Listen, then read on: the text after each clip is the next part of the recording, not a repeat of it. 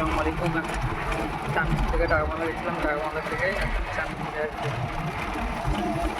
চাঁদপুরের অবস্থা, পল্টনের রাস্তা, রাস্তার কী অবস্থা, ডিসি যে রাস্তা, রাস্তার নেই কোনো ব্যবস্থা।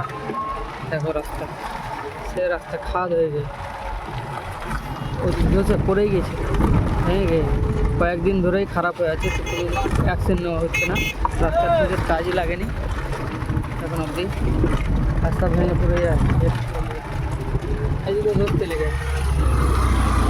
রাস্তা, পল্টনের অবস্থা খারাপ, বেকার।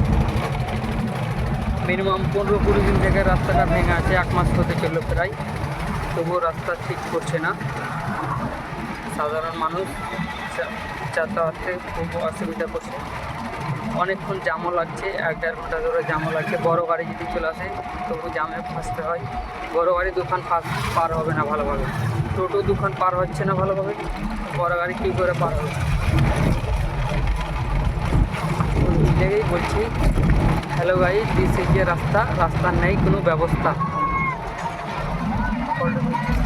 যেমন 4জন প্যাসেঞ্জার আছে আমার গাড়িতে, এই যে একটা হিরো। হাইকোর্ট হাইকোর্ট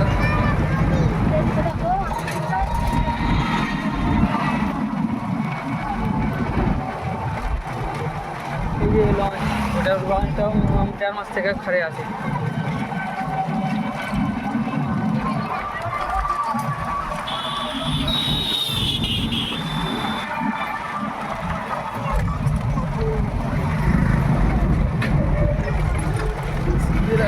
রাস্তা নেই।